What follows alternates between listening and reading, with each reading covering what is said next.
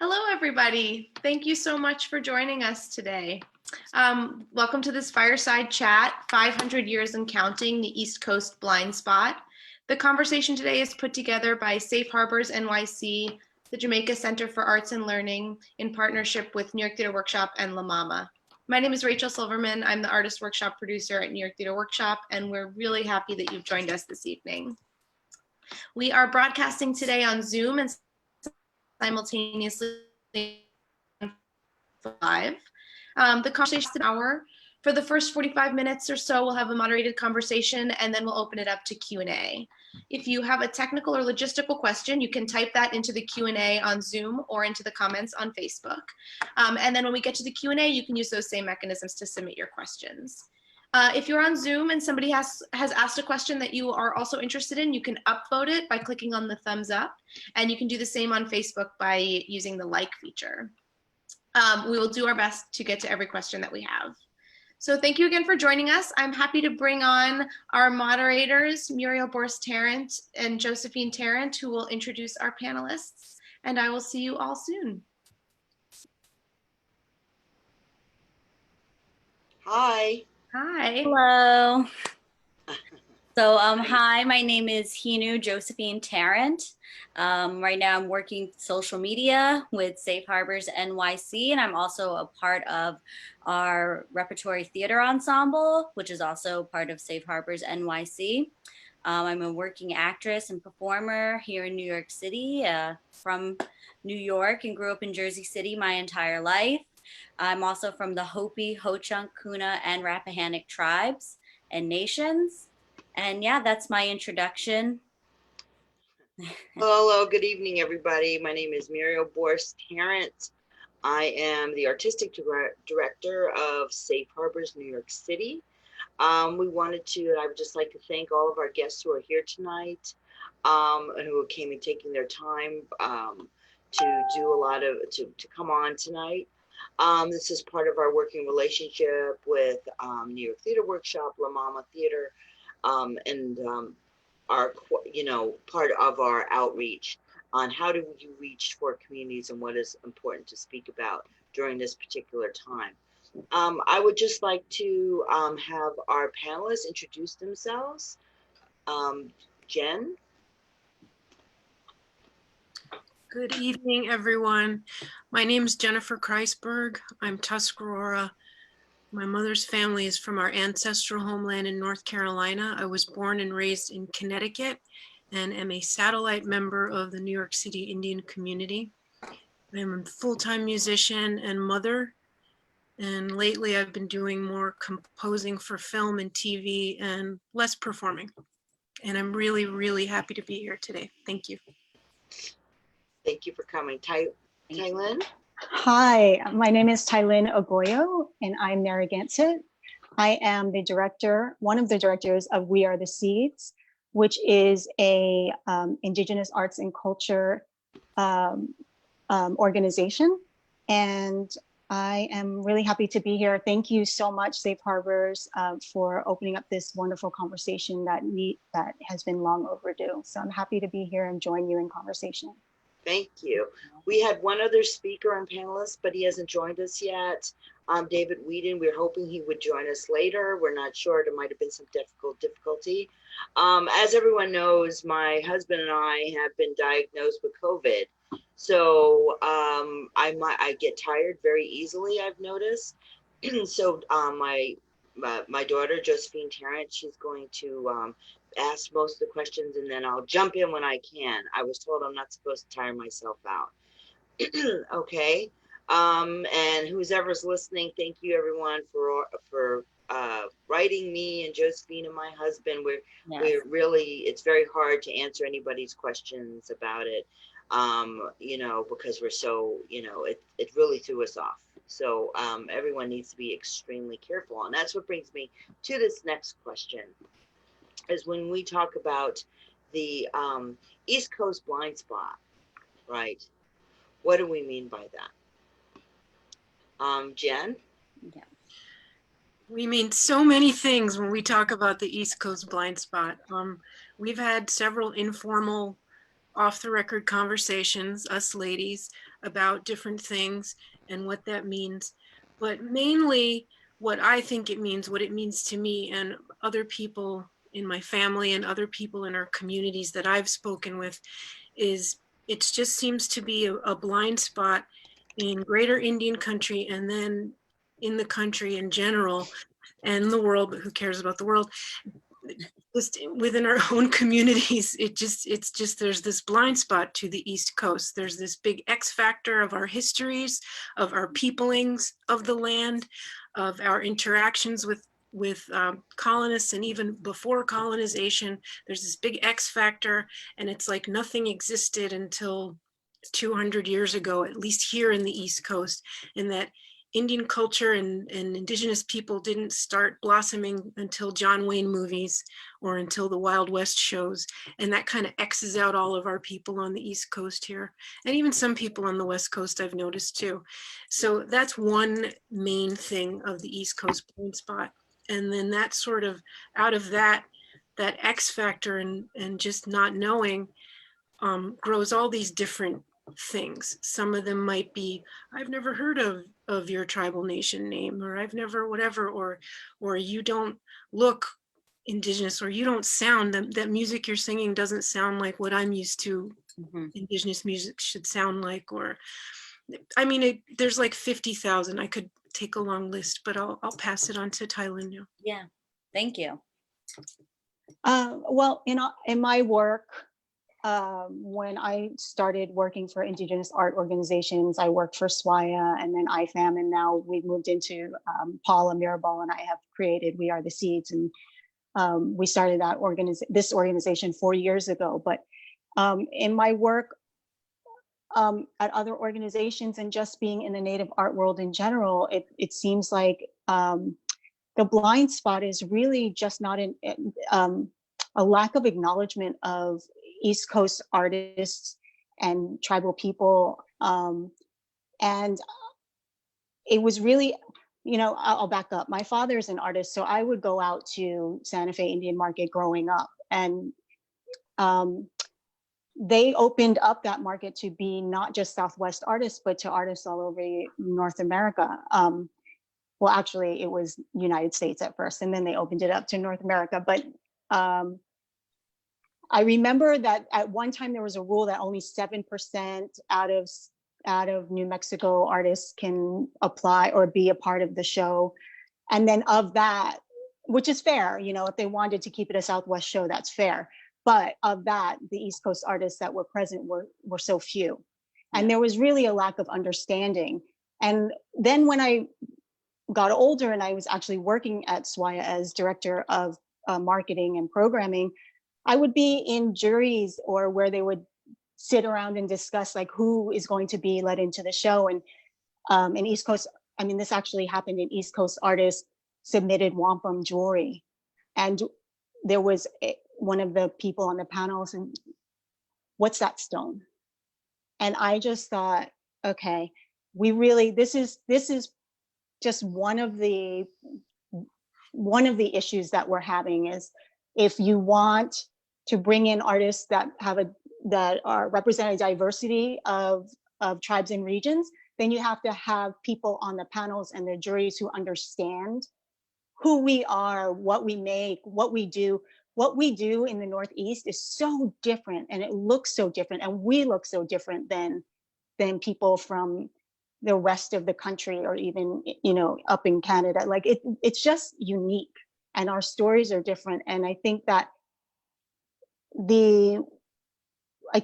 people maybe haven't been educated about it, and maybe it's not necessarily their fault. But at this point, this is a conversation that I'm actively trying to have with We Are the Seeds, and I know Jennifer is actively doing it, and Safe Harbors. We're all coming together to say, okay, you know what? We're not going to sit back and just let this happen around us. We're going to take the stand and make these things happen for us and make sure that East Coast Native people are represented everywhere. Yeah, I definitely agree with that. I think my mom had a phone call, might be David, but yeah, no, I totally agree with that. And like something I think about as far as like safe harbors, you know, you think a lot about representation, especially like within the performing arts and what it is that we're seeing. And also because so much of the idea of what people think in Native people are in North America or Indigenous people are is based on, you know, some of them are stereotypes, but a lot of them are the representation that they're seeing, right? And the only representation that they're seeing. And I know like through Safe Harbors and personally, like a conversation I always try to push is that, you know, that type of, I guess, language, it seems like it's not getting us where we need to get sometimes, you know? And I think sometimes we become prisoners to our own quote unquote stereotypes. I think as actors or performers, you know, and I'm sure within the arts as well, like the broader arts, but you know, that's how I've always felt is that, you know, that's what people are expecting as a performer or as an actress, that, you know, our hair is straight and that, you know, I'm super thin and I'm not curvaceous and you look tall and you look athletic, you know, and although that is a part of some of our identities, right? It's just sometimes when you look at it, you wonder like, where is this ever really going to go, right? Because we're all continuing to change and we're all different people. And I think just being from the East, I know that, right? Like this is a living thing that I see every day. And I think that too, that those types of stereotypes end up hurting a lot of people too. And to me, I find that problematic because we can't say that we're all in this together. And, you know, if people are still being hurt by it, right? Or being so, oh, you don't look Native, or I've never heard of that tribe, or that doesn't look like anything I've ever seen. And that those types of comments are hurtful. But I also think, especially because it almost like rubs off on people who we work with who are non-natives, who then kind of almost have the past to, or feel they have the past to say that to us.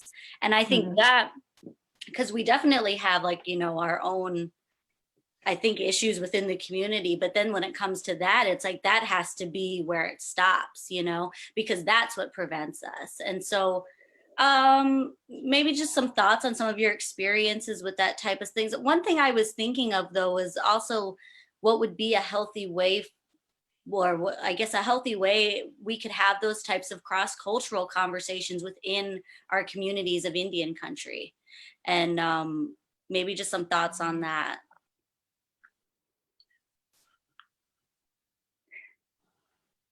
Do you want to speak, Jen? Sure. I don't want to cut anyone off. Josie, that was a lot. It was really good. I think we've all kind of come into this after talking amongst ourselves. You know, how do we go forward? How do we remove the blind spot and just sort of focus on that? And I think one of the main ways for me as an artist is by collaborating with people from other places. But collaboration in telling our own stories. There's a certain amount of work I have to do to pay the bills, that those aren't really my projects. They just need music or whatever, and I do them because I have to pay bills, or they're a cool project. And then there's me doing things that are me telling my own story, or my family story, or the story of one of my communities in North Carolina. And it's just really important that we do more of these collaborations, inter-tribal collaborations, inter-community collaborations, so that we're sort of in control of the narrative. We can't really be in control of what people perceive or what people glean from it, but at least we can be in control of our own narrative. What's funny is pretty much all of the work I've seen you ladies do is that, these collaborations or your own shows or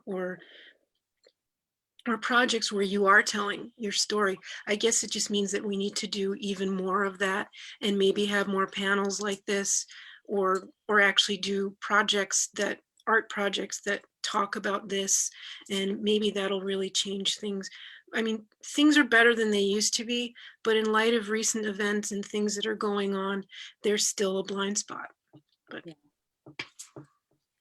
Tailin, do you have there's a lot. I, you know, when you started talking about the acting, I remember there are these gatekeepers that are not the non-native, you know, they're informed by a few Native people who may or may not have been informed by Hollywood movies growing up. You know, I mean, I think Native people have so many different experiences, but a lot of times non-Native people will just grasp onto one idea that they heard from a friend, and they take it as like, that's everybody or that's everything. And so I think most importantly is us getting out there and doing the work, like Jen said, creating as much content and putting work out into the world as possible, simply just being, right? Yeah.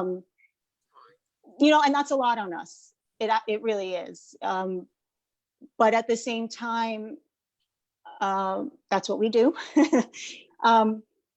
And I think what we're doing with We Are the Seeds, we're based in Philadelphia. And since we started, so we have a large show in Santa Fe, and people do come from the East Coast. And I'm always advocating for artists to come. And I have a relationship with Dawn Spears, who's with Northeast Indigenous Arts Alliance. And she has connection with artists. So we talk, and she asks, she encourages people to come to our show. And so there's ways to do this outreach and there's a lot of people I don't know that she knows that we can be connected with.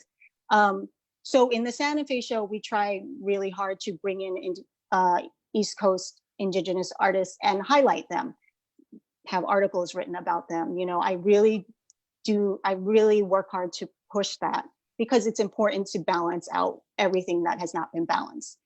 But here in Philadelphia, there was really an absence. There are some wonderful people working here, and they have been, but there has been an absence of Indigenous art and culture events, and we're really invisible here. So to build We Are the Seeds here is really important. And we've been working with like Yuri and Corey Ridgway, and bringing them into, they did something at the huge free library here, and it's these steps. And we were going to work with you guys, Safe Harbors, coming up. I mean, we had 5 events coming up that were really phenomenal in the Philadelphia area, that were different, breaking new ground completely, and they were postponed or canceled because of the COVID crisis. But that's where I think that we can start making change just by being out there and developing new programs, and just keep pushing and working. Yeah, for sure. Definitely. And I think that's definitely half of it, is just continuing to support. I guess as Northeastern natives, right? In the context of like performing arts, obviously there's like a lot of questions about land acknowledgements, which is a big thing. And so my kind of just question for you guys would be, where do you feel that land acknowledgements fit in within performance, right? I mean, what I mean as far as timing is, some people feel it should be every night before the performance. Places like the Oregon Shakespeare Festival do it every night before a performance. It's a pre-recorded land acknowledgement, right? There's other folks who do it at the beginning of a long-term celebration, right? But I think although it's not completely complicated, there are some complications within there, right? Like, who gives these land acknowledgements, right?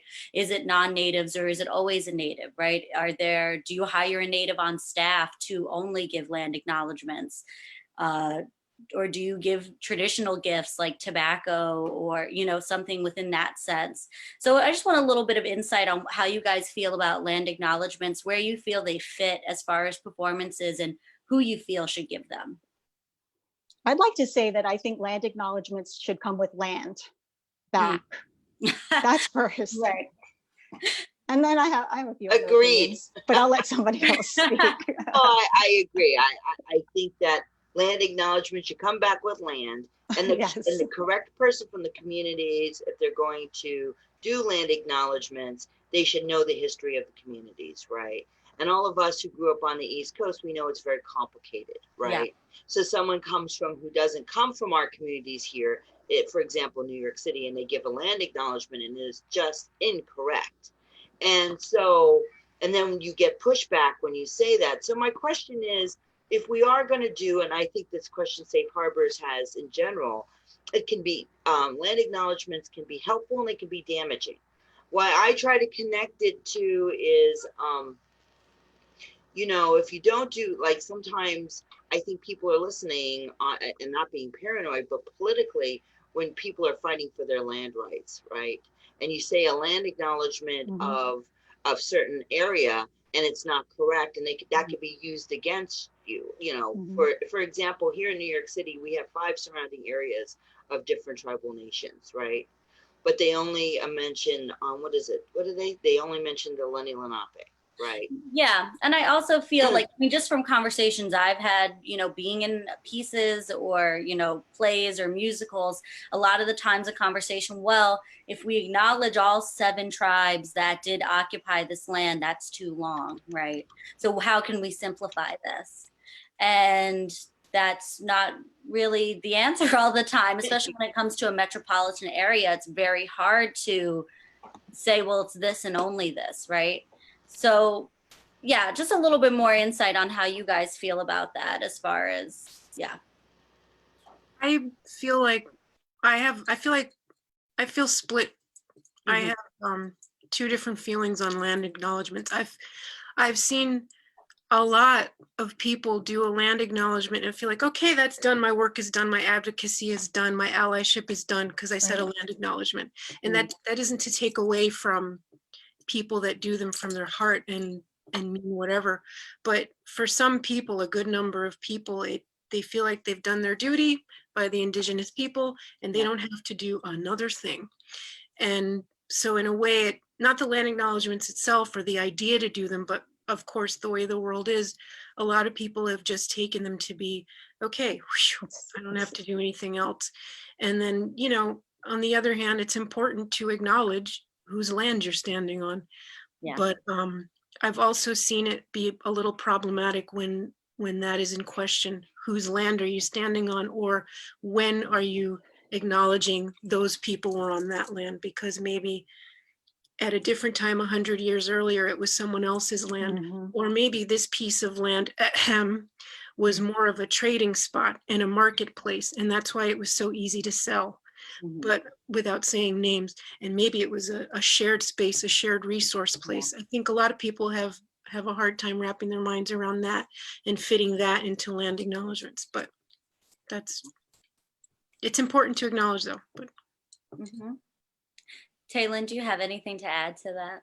No, I agree with what everyone said. I think it's important to acknowledge. I see that there has been some backlash to it, and there are a lot of artists, not a lot, some artists who really are fighting against it and are offended by it. And I'm not there. I think it's important, and there there are problems for sure, but I think it's more in the education. And actually, one of the programs we were going to bring to Haverford was a land acknowledgement workshop by Akamat, That's um, wonderful. by Indana Spears and Christopher Newell, and that. So we hope to do that in the fall. But those are the things that it's like there are problems, there are pretty much problems with everything, right? But how do we solve them? How do we move forward together and figure out?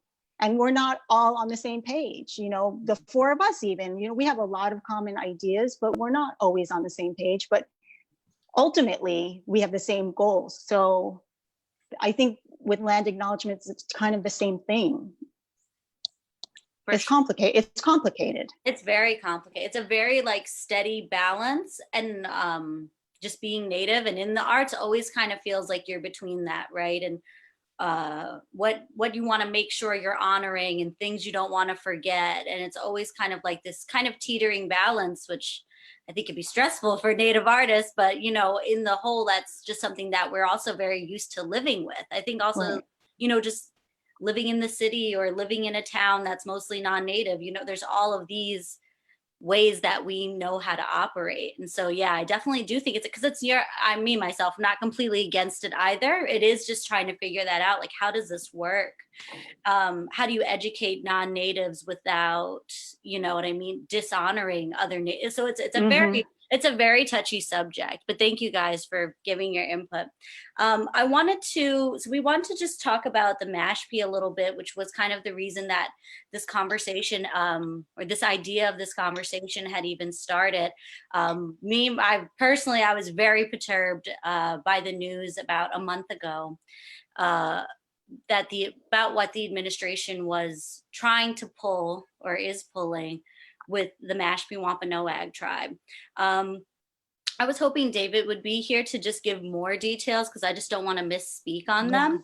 But what I did do is I'm going to just pull up an excerpt from their website and just read it out loud for attendees to have a deeper understanding if no one knows what's going on. And then I'll also will provide a link because they also have a petition right now that they are working on, which I'm sure they would be really grateful for anybody to sign that who's attending and wants to support them. So on September 7th, 2018, the Department of Interior issued its first carcieri decision in which it refused to reaffirm its own authority to confirm the status of the Mashpee Wampanoag Tribes Reservation. The decision opens the door for the Mashpee Wampanoag Tribes Reservation to be taken out of trust and disestablished, and follows on the heels of the federal government's refusal to continue to defend the status of the tribes reservation in court. The department rejected the clear evidence of federal jurisdiction provided in multiple federal reports, some commissioned by Congress. Mashpee children attending federal Indian schools, federal representation of the tribe, and other evidence accepted as sufficient in prior decisions. H.R. 312, the Mashpee Reservation Reaffirmation Act, is a bipartisan bill that reaffirms the status of Mashpee's reservation that has widespread support from Indian country. Passage of H.R. 312 will prevent Interior from disestablishing the tribe's reservation. So what they're doing is they have a petition that folks can sign who wish to support them, basically having to reprove who they are to the federal government. Now I know that from other articles that I had read, that it was attached to one thing that was brought up in court, or I guess within the suit, or however it's going down, was that tribes that weren't recognized before 1932, they were interested in disestablishing.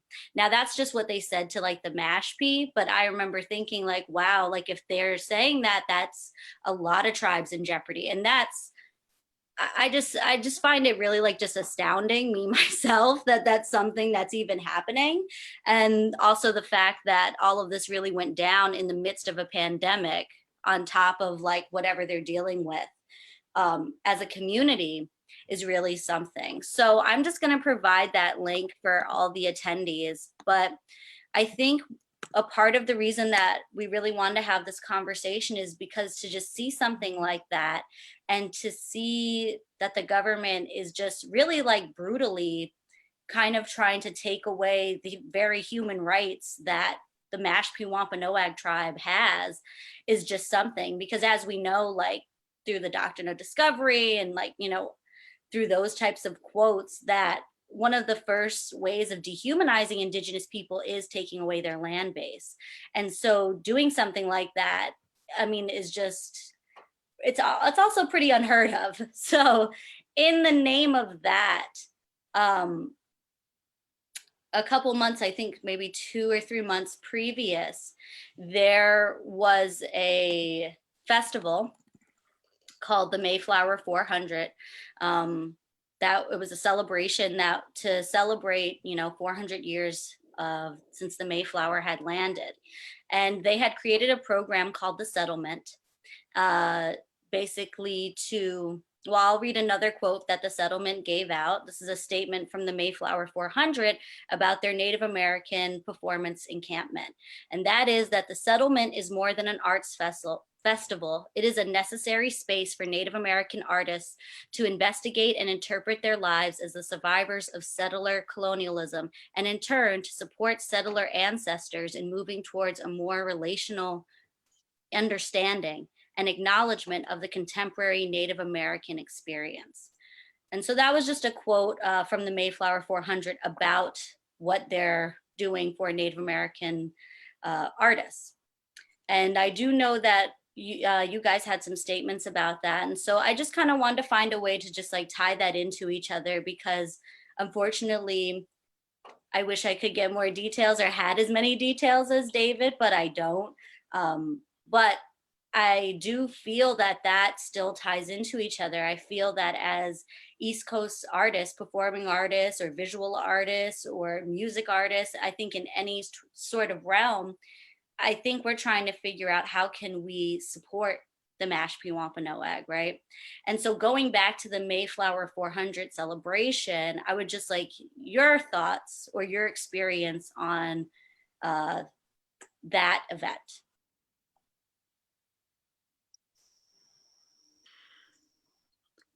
The Mayflower 400, that what I know, and I'm not participating because I'm not Wampanoag.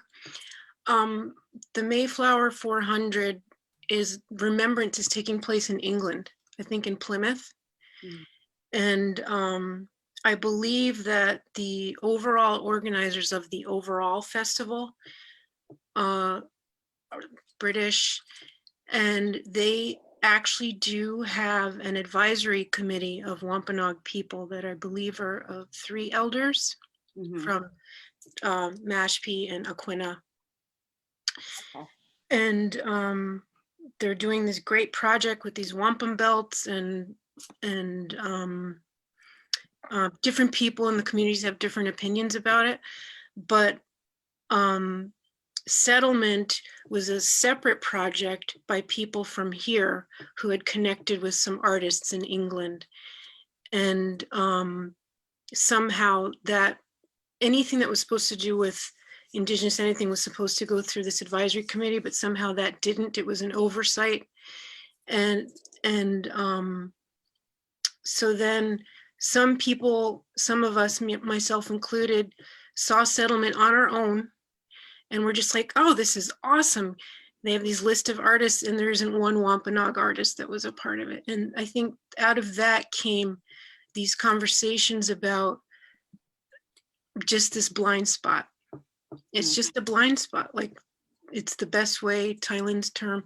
It's like nobody's waking up and going, you know, how can we leave out East Coast people? How can we erase our sister tribal nation? Nobody's thinking that, nobody's intending that, but it often happens. And what's interesting is that some conversations were had. They finally ended up wanting to include some Wampanoag people or a Wampanoag person, and I'm not sure where the state of that is right now. I can't speak to that, but that was after some tough conversations were had. And this is why we need to have these conversations, so that these type of oversights won't continue to happen, where you have people that are co-opting or essentially erasing other people. And it's not on purpose. It's everybody's at where they're at on their journey, and everybody evolves, and we all start off not knowing. But another similar thing, and I'll bring it back around to settlement. I remember another artist who was going to release these rematriation t-shirts, and he's a dude, and he was acting like he discovered this concept of rematriation when women on the East Coast have been literally talking about it for years. They just didn't feel the need to sell it. And it just stuff like that. Like, we need to have those kinds of, it's all part of a greater conversation. What I also find interesting about the Plymouth 400 thing is that 400 years ago, there was a big pandemic that settlers brought to the Wampanoag nations. And 400 years later, we have this global pandemic that's sort of making everybody stop and hopefully think. But someone else's turn to speak. Murielle, do you want to speak, or are you? Yeah. No, go ahead. Go ahead. Oh, okay. My thoughts are, I don't know enough of the details of the project. I only know what I saw and how the reactions were online.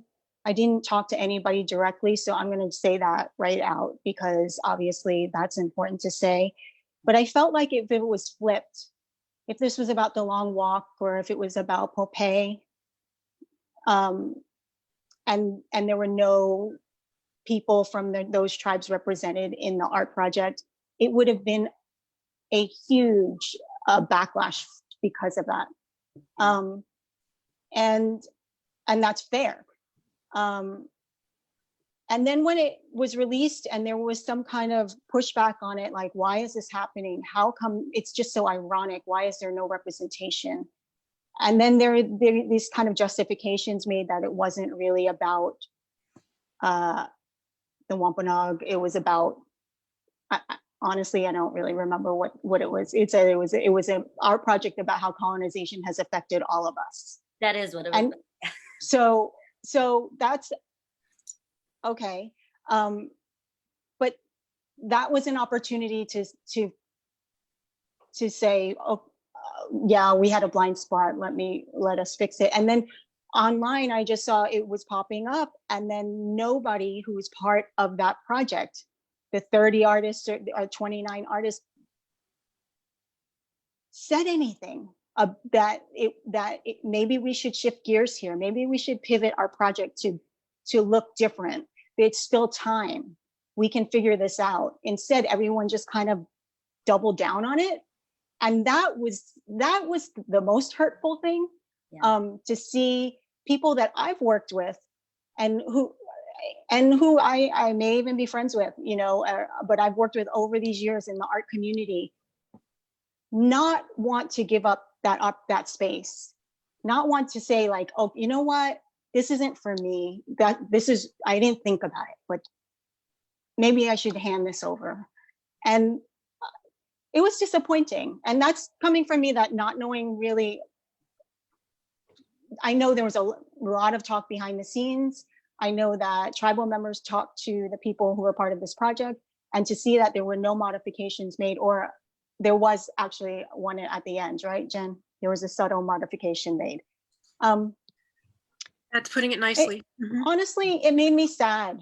It made me really sad. And it brings us back to the question of, how do we as art makers here on the East Coast, how do we elevate East Coast artists and make sure that we're seen, and that there can't be a blind spot anymore? Like, aside from like screaming in everybody's face all the time, like, how can we make sure that we're considered? And this goes deeper, because it's about who's getting the grants, who, who's getting into certain art shows, and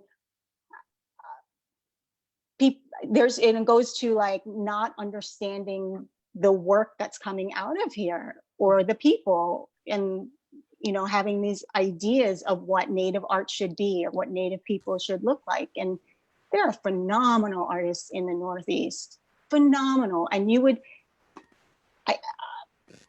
and if you brought that art piece into Santa Fe and you put it up for jurying or whatever, chances are no one would get it, and it wouldn't be respected, and it wouldn't be understood. And that's always heartbreaking. And then, I don't know. Yeah. That's my answer about the settlement. Well, thing, I think that, no, it's honest, but where do we go from here? I think that is a big question too. Where, we say in all of this time of, we talk EDI or racism, equal equity, diversity, and inclusion, right? Those are these words that we use all the time. But why, when that happens, for some reason, we are not involved in that conversation, right? And I think that is what we truly need to start doing. I'm just going to toss that out there about the EDI work, because I think the EDI work has to work with especially different communities across the nation, Native communities across the nation, right? My question to you is, do you think something like that would work? For example, for this project that we all saw that there was a real East Coast blind spot, and I'm just throwing that out there. Like, what would that conversation look like, and how would we go about it? And I agree, without screaming in someone's face. So Jen, what do you think? I don't know what EDI work is. EDI, explain it, Joe. It sounds fancy. Equal diversity, equality, diversity, and inclusion. Inclusion, yeah. People have a hard time with it. I mean, I belong to a few committees, and people have a very hard time with that, with to say that, right? And if we're going to talk inclusion, then you have to include everybody. That was what I'm thinking. Right. Right. I don't know what to say to that, except that that's, you know, what this panel grew out of is talking about more inclusion. It's really challenging because to go back to the settlement thing, the Brits actually attempted to do the right thing. And then these artists kind of flew in under the radar with the help, I think, of a British artist, which is shocking. And, but it's, I mean, how do we blow through a blind spot? How do we erase that blind spot? It's only, I think, through conversations and getting people to listen to us in our own greater community, to see us as human, as viable artists, Right. not just to bite off of, because I see a lot of that too. They want that East Yep. Coast swag, but they don't want to give us credit, Mhm. or they don't want to give it up that that's where they got something from, or you know what I mean? Mhm. And there's many examples of that, especially in the music, but and other things too. The whole theater scene. Anyway, I could go on, but you know, we just need to keep having these conversations, and we need to have them in a good way so that we're not turning people off. We won't have them the way we have them privately. No clause, no clause, and we need to have space for people to come in and go, oh man, I messed up. That's what would really be nice with settlement. If people could just come in, especially those of us that are our friends, and just go, you know what? I just didn't think about it. It didn't even dawn on me. Like, that's all it would take. And then center the Wampanoags. If it's too late, your tickets are bought, that's fine. Find a way to center their narrative. If they're not able to be there, just do a little research, do the right thing. We have to be willing to set our egos aside collectively. Me too. I've had to get correction on stuff. I'm 47. There's been many things, mistakes I've made, and I've had to correct myself or get corrected by someone else. That's a part of growth. That's a part of being alive and being an artist, is you put yourself out there for a little bit of criticism now and then. And just, I hope that people are able to put their egos aside collectively.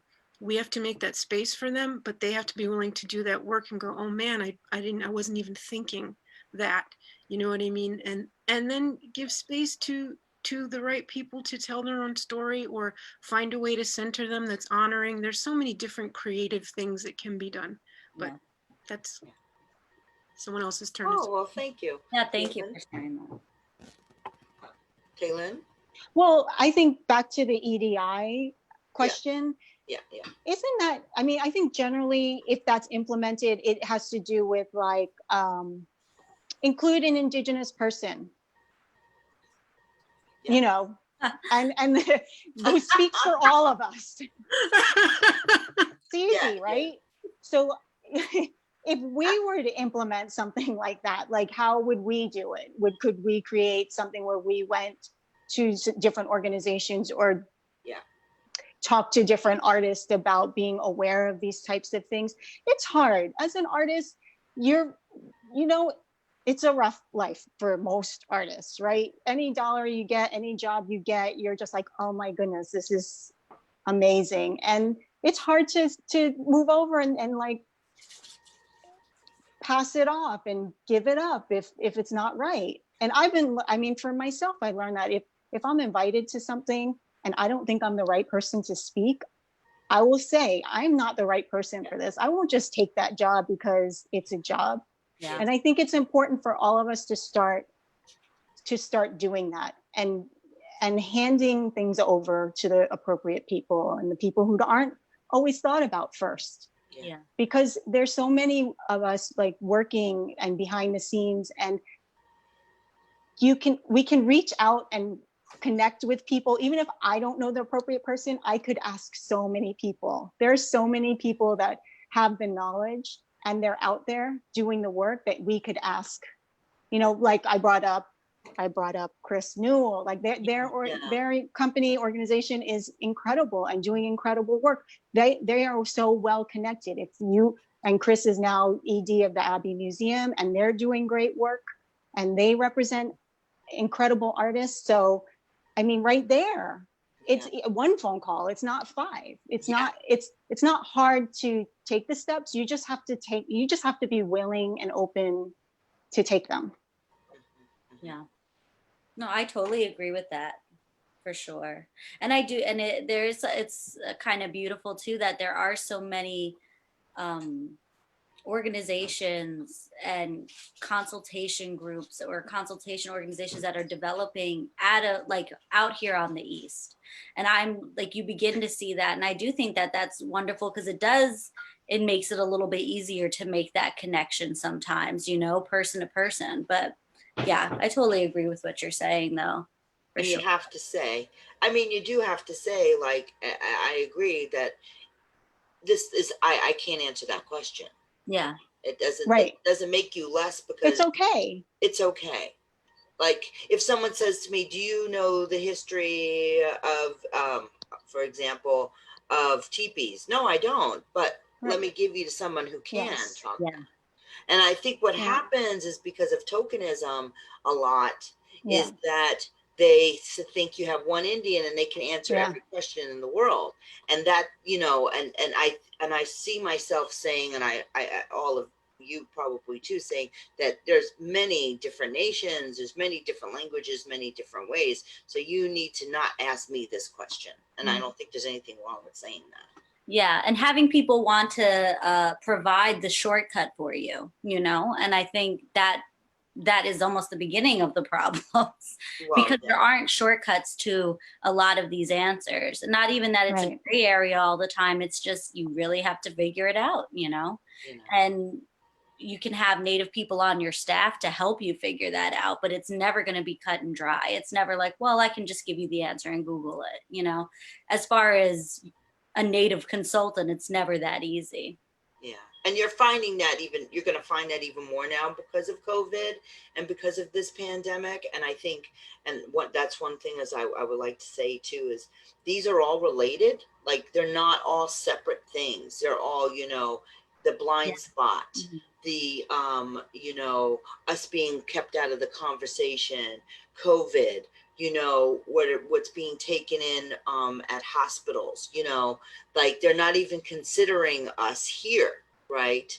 And we're fighting here too, because everyone who's from our communities are suffering too. We had 2 deaths, within, and then we have, my husband's hospitalized. So it's really hitting home. And so I just like to ask you, what do you think is going to, any good, I don't know if good is the right word for it, but any positive will come out of this pandemic in the arts, if there is one. Jen? One thing that came right away was what I'm hoping is that the artists who are home quarantining or social distancing are doing some deep thinking. I know I am. My brain won't shut off. It's really irritating actually. But thinking about what kind of art they want to do. And it's really helped me to get off the bills to pay mindset and back to the original, why did I start doing this? So I'm hoping artists, everybody collectively goes back to that and then goes back to what's important, the stories that are important to tell, the collaborations that are important to do, and just being the original instructions, which is to be a human being. And if we can just start from there, and then everything else hopefully will come out. I'm fingers crossed. For sure. Yeah, I'll add to that too. I agree with Jen. And I think, you see, it seems like extremes, right? There are some really hard things going out there and a lot of ignorance, but also there's this kind of greater understanding that's happening between people. And I think if we can come out more gracious and able to listen more and understand each other more and be more less judgmental and less, I'm just like what we're talking about here, like we're all learning. And I think this is a big thing because now we're all in this trauma mode together right now, and we're all learning something completely new. So if this can give us a sense of grace that we can bring into the world as we go forward, where we can be more understanding and not with this cancel culture or that person said this and that and all this Twitter junk that goes on where people are just like erased because they made a mistake or a misstep, then I think that's, if that's a possibility for when we ever get out of here, then that would be a beautiful thing. Yeah, for sure. So Rachel's going to come back in. Hi, everybody. Thank you so much for this wonderful conversation. I'm coming in just to invite questions from anybody who's with us. If anybody has any questions they want to ask. We have one here that's popped up in the Q&A that I'll share, which is about how as artists you're managing both your health and your creativity. A bag of cookies a day. Lots of coffee. No. I'll be taking my vitamin C.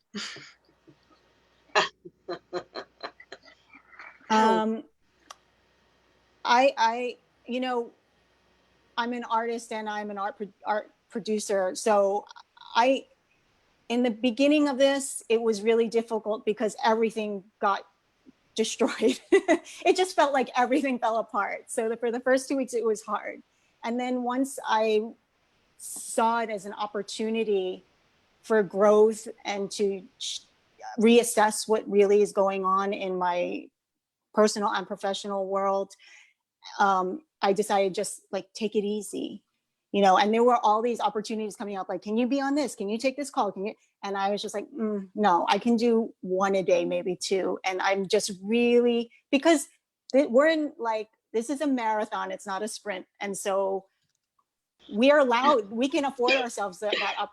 And luckily we're in that place where we can do that. I mean, obviously we're not on the front lines and that's a different story. But for me, it's just being mindful and taking time. And I'm becoming more creative. I'm understanding what my priorities are, what's important and what needs to be left behind. And that's been really powerful.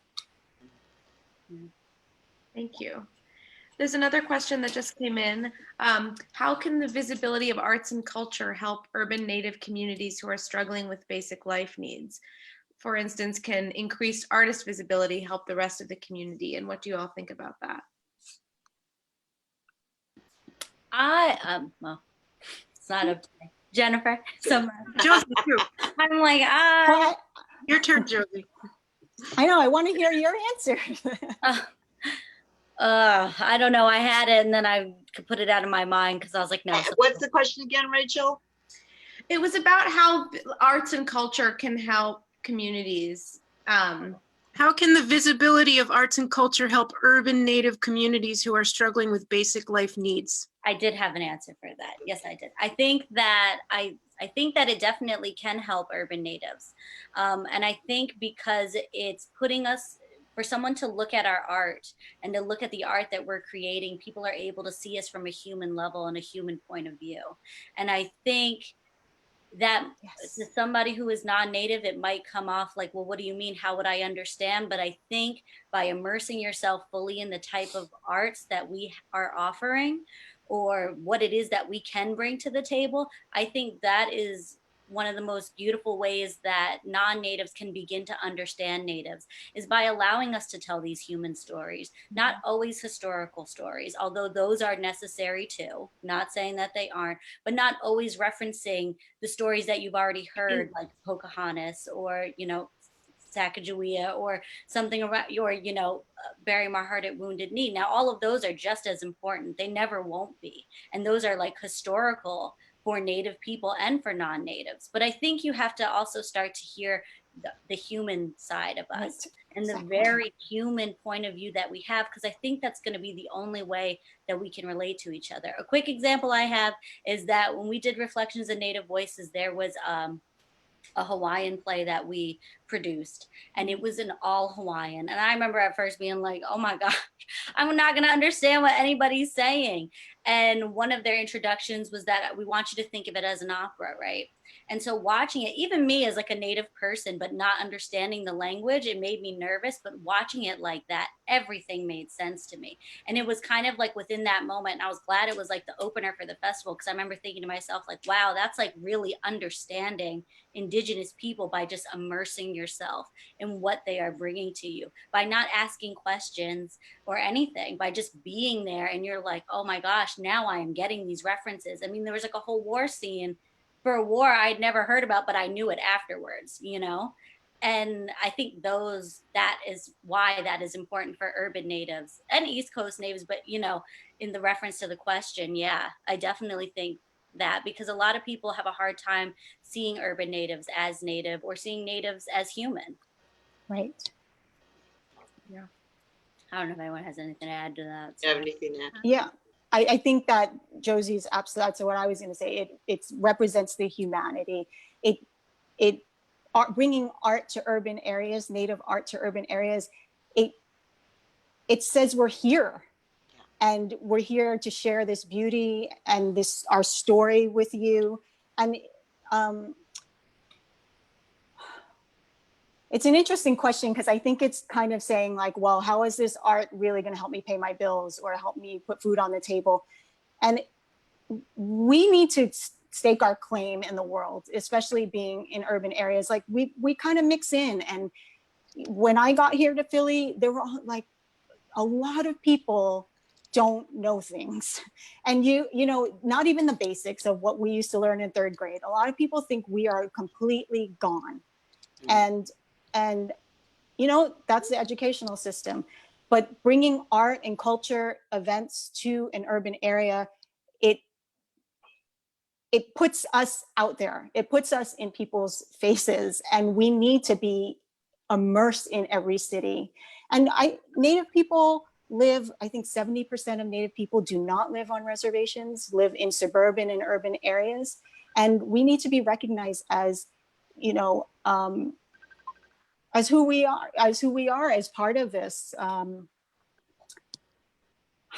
don't know. I think the question was tricky, because it may not be a direct, I mean, surely hiring Native artists and actors and performers in an urban area will help put food on the table for Native artists and actors and performers. But it has a ripple effect, and representing ourselves and telling our stories shows our humanity. And that's really important. Yeah, for sure. Jen? Jen, do you have anything to add? Miles away. No, you all covered it. You ladies covered Yeah, I think, you know, with urban native issues is that a big part of that, what we do is we give the nourishment. And part of the things that most people do not understand is that it was outlawed for us to practice our culture and our language. It was outlawed. And because of that, that's one of the most important things to us, is to continue those stories. And those things were out. Storytelling, giveaways, our songs, our dances, they were all outlawed. And so I find it the most important thing is to tell our stories, and it will help urban natives, because we won't be erased. Like, you know, we will not be erased, and we cannot be erased. We have to be everywhere for us to not stay in the shadows. I mean, I think that's very, very important, that we cannot stay in the shadows. I just have to add one more thing to that, because I was also thinking, you know, I also think a part of that is that, you know, there are a lot of young Native people out here who that being a full-time artist or a full-time actress or a full-time performer sometimes doesn't seem obtainable.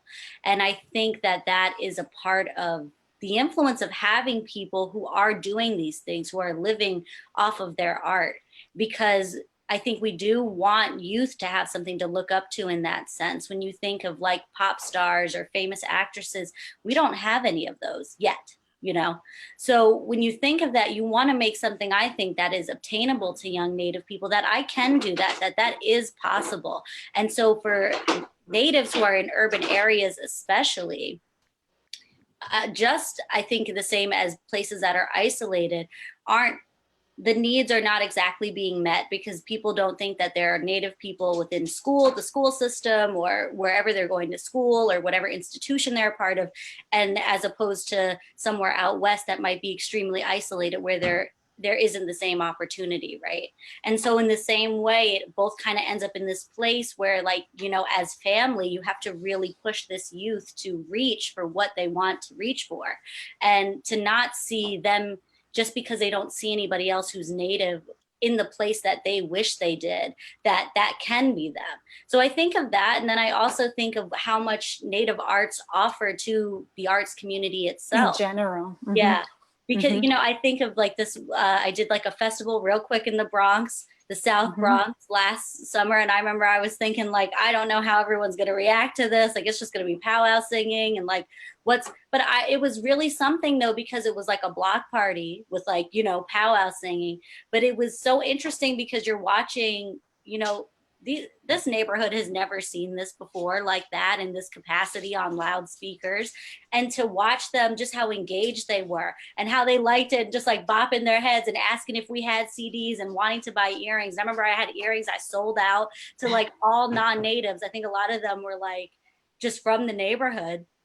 But it was like, it was really something to just be in that, because it was like, wow, like we really gave something to these people here today. You know, people started pulling out like their empanada trucks and stuff like that, you know, because it offered an opportunity to the neighborhood. So I just think that, you know, we're just as important to the arts as the arts are important to us. And Mhm. yeah, that was like really, Yes. Thank you. No, that's right. I think we've been joined by David. David, if you're here, turn your video on. Your video and mic. Did he sign on? Oh no, I No. guess nope, we don't have him. Okay. But we have we're at just over an hour, and we have a number of comments coming in just saying thanking you all so much, and I want to respect everyone's time. So just thank you so much for this conversation. There's a number of comments saying that in the Zoom and on Facebook. So we appreciate this conversation and Safe Harbors for putting this together, and everybody who's been watching with us tonight. Yeah. Thank you. Thank you for having us. Thank you very much. There are all these questions. What do you want us to do? I think we'll just, would you like to take another question? Someone asked a question which I found was, do you think concepts like equity and inclusion actually benefit Indigenous people artists when these ideologies are rooted in ongoing settler colonialism and racialize and flatten the complexities that promote blind spots? Anyone want to take that on? That's a good question. There's a lot. I'll go second. That was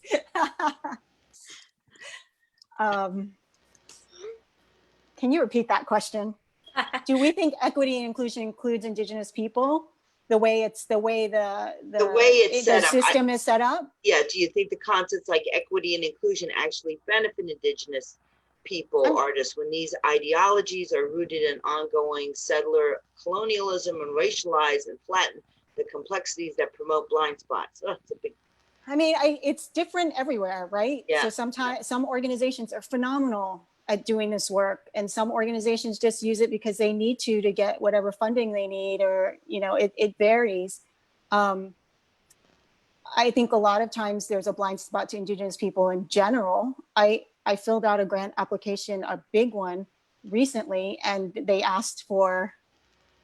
wanted to do a survey at the end, and they asked for our ethnic breakdown, and there was no box for Indigenous. Yeah. And I just thought, this is a state-run, funded cultural organization. How it was so, there were so many layers there, but I just thought, and I'm sure in their mission, they're all talking about equity and inclusion, you know, but then there's all these like micro issues that happen within the organization that they're not really adhering to their missions.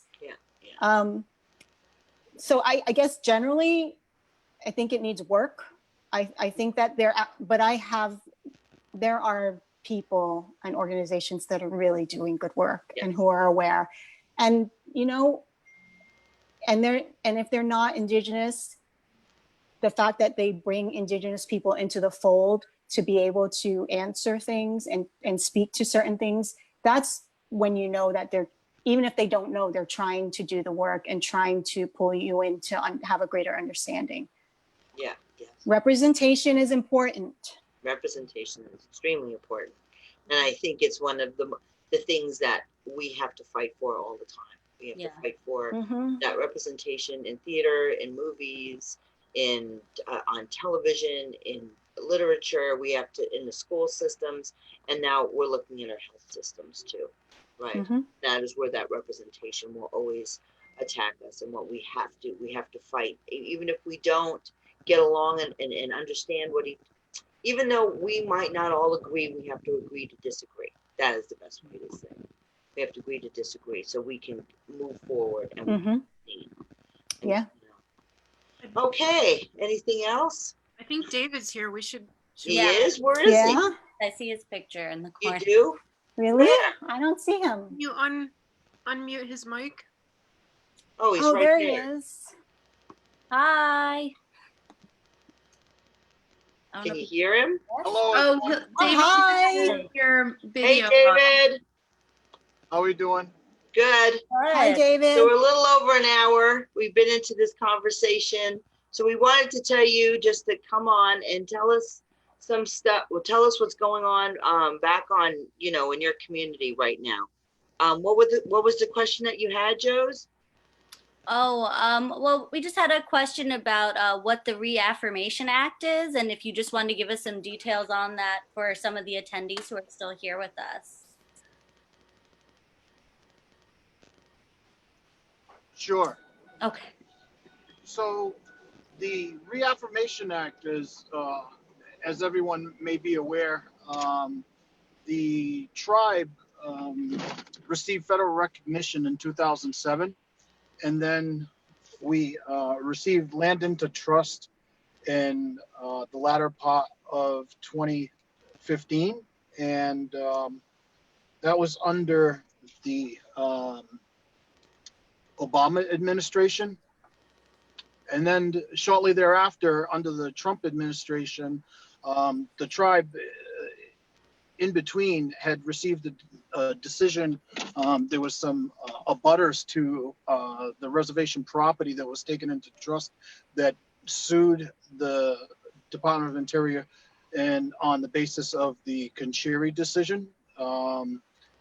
And so that set a legal challenge for us to hang on to the land. The land has remained in trust while the court proceedings are play out.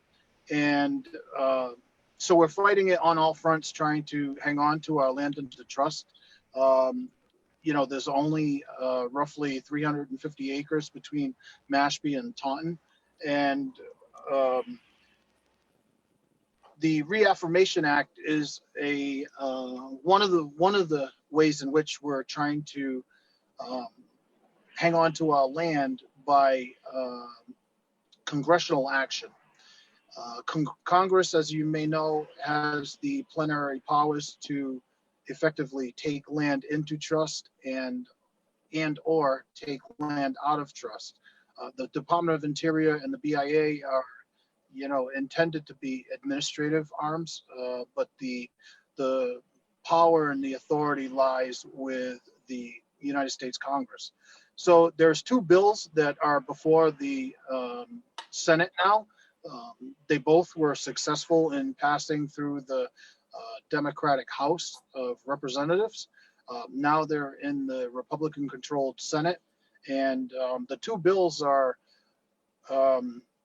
similar yet different. The HR 312 is essentially beneficial to Mashpee specifically, in that it allows the Department of Interior to take land into trust, you know, aside from the 1934 Conchiri threshold. and it puts the power back in the Department of Interior and Congress's hands to be able to take land into trust on behalf of tribes. Well, specifically Mashpee, but there's another bill that's similar, HR 375, which is better for Indian country and tribes that are federally recognized after 1934. It's a more broader, all around Kachiri fix, and it would be better for all of Indian country. But the 1934 decision is arbitrary when it comes to Eastern tribes, in that a lot of the Eastern tribes predate the federal system.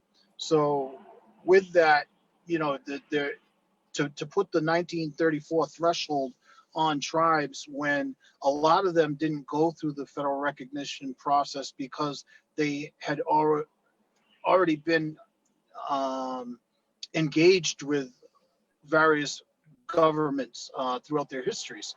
Mashpee specifically, we had relationships and interactions with the King of England, with the Plymouth court systems during the colonial period, Mass General Legislature under the colonies, and then as the federal system developed, we were kind of excluded, and the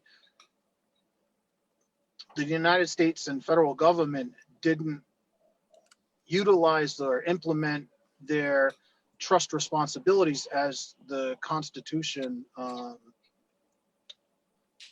implies. So, the Mashpee tribe, we just haven't gotten a fair shake across the board. The state of Massachusetts asserted their authority over the tribes in Massachusetts, and a lot of the Indian policies that were utilized throughout the country were kind of taken from what was working with the Indian policies in the state of Massachusetts.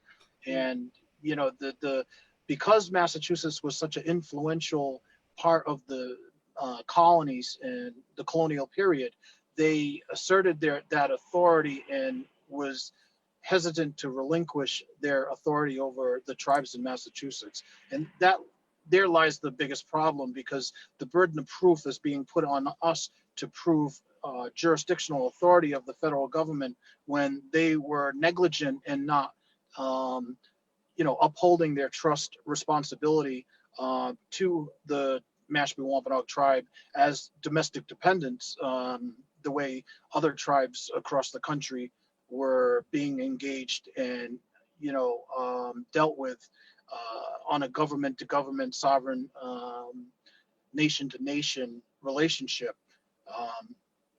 So that's a large part of the background around 312 and 375. We're asking for everyone to try to contact their senators and ask them to be supportive of the bill.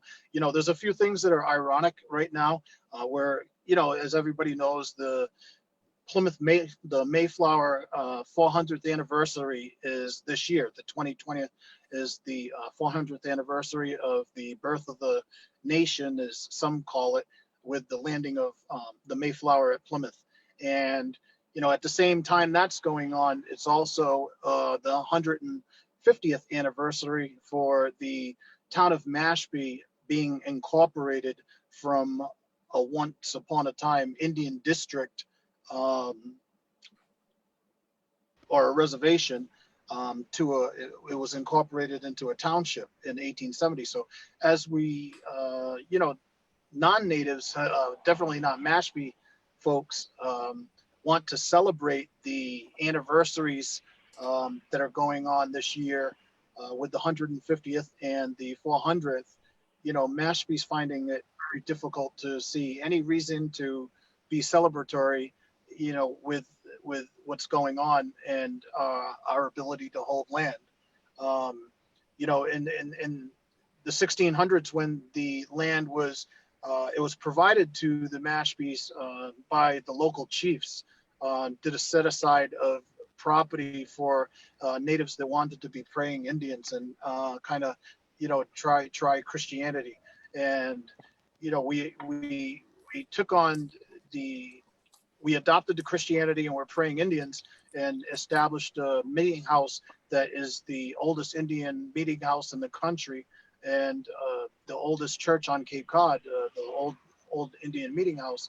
It was built in 1684 and, it's still standing today. We still use it. It's played an integral part of our history. And, a lot of people think that, we were able to, we're still here because we adopted Christianity so early on. And, there is an argument to be made for that, but it doesn't negate the fact that, things were it wasn't just a broad stroke assimilation. It took a long time. We were progressive in our thinking. Lands were reaffirmed and ratified through the colonial Plymouth Court, and deeds were put in place where the land was never supposed to be alienated.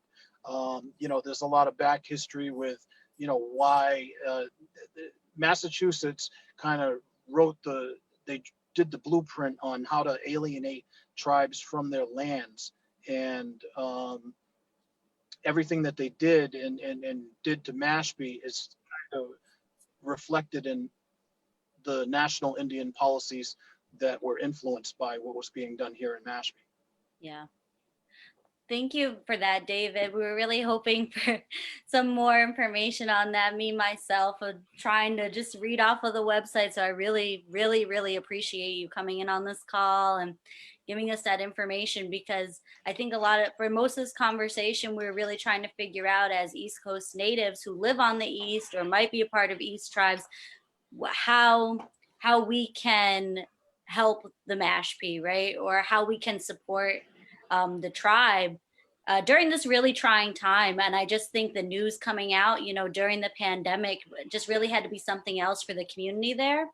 And so that's what I would like to kind of put out there. And it's just kind of like, how do you think that, I guess, natives and non-natives alike could support and contribute for the Mashpee Wampanoag tribe?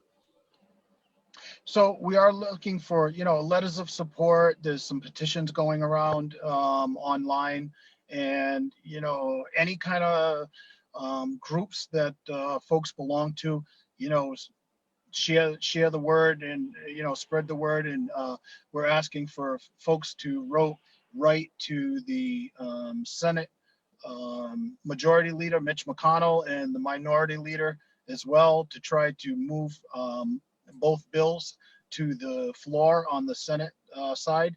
We're asking for folks to reach out to the chair of the Senate Indian, the subcommittee on Indian Affairs in the Senate. I forget the name of that gentleman at the moment, but we're asking folks to write to their senators from various states, advocate on our behalf.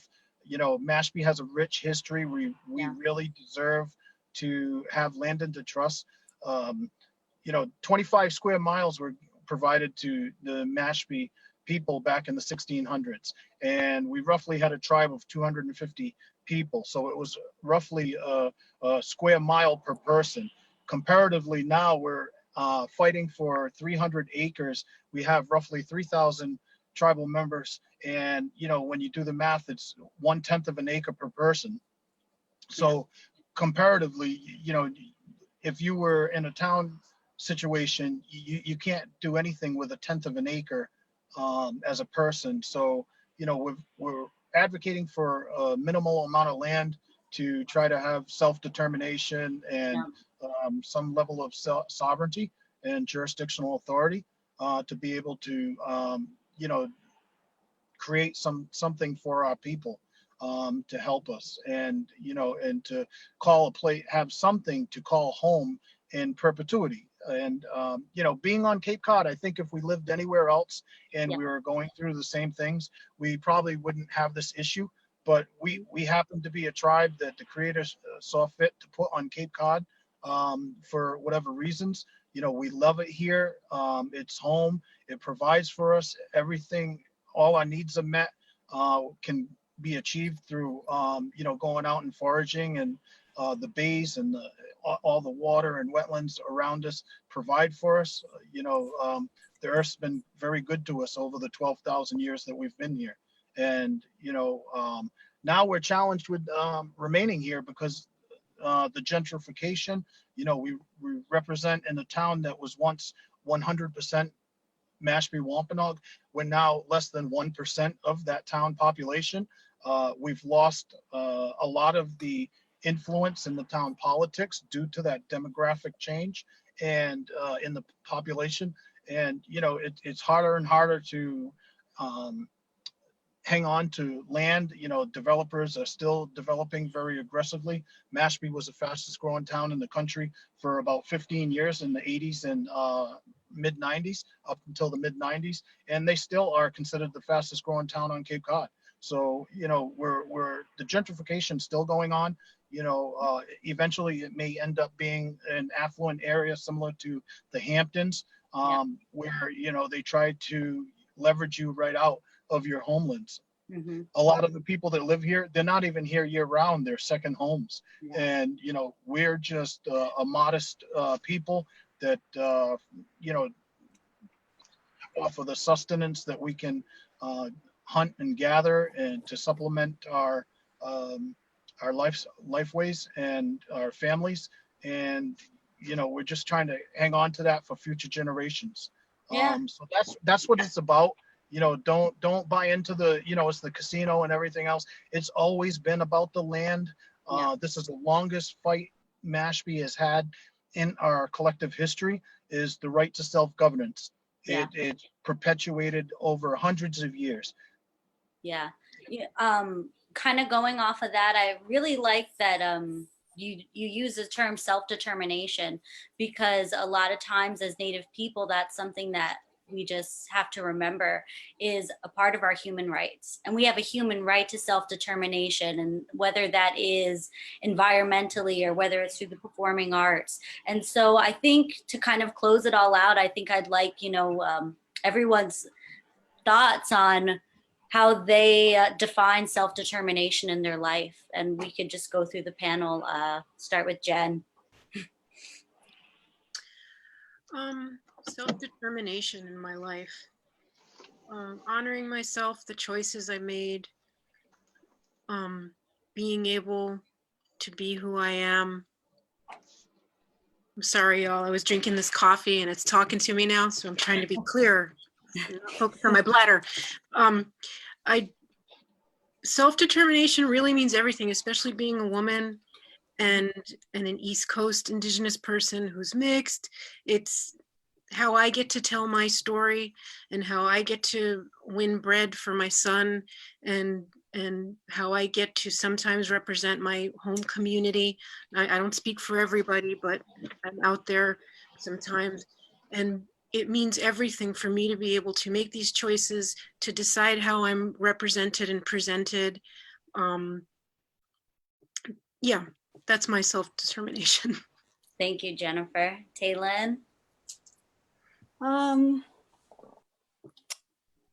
I would say it's, as I get older, I think it's standing firm in who I am and not just being truthful and honest with myself, and trying to really, I just think it's trying to be grounded and mindful and bring the best I can and do the best I can for the world, and understand that it's not always perfect, but it's okay. And just to have grace. Thank you, Tailin. And David? So self-determination for me would be, you know, ensuring our culture and our traditions, our language, you know, the things that are important to us are there for future generations. You know, we're trying, for our tribe, we have a school where The language was taken from us many years ago. The last fluent speaker spoke maybe 100 years ago. We're now getting young kids that are speaking the Mashpee Wampanoag language as their first language. You know, that's a perfect representation of self-determination. Yeah. And, you know, passing on the oral histories and the communal knowledge of how to live sustainably with your surrounding environment, how to protect the waters that provide you with ways in which to live. You know, the protecting the ocean resources and fighting and advocating for those things, you know, and understanding the balance that we all must understand in order to, you know, have a sustainable world and environment. Those things are some of the key factors for self-determination for me, and, you know, perpetuating, you know, our culture the way that we see fit, and influence our young ones to, you know, walk through life with their head high and be firmly grounded in their culture and traditions. Yeah. Thank you. Thank you all for that. Thank you, David.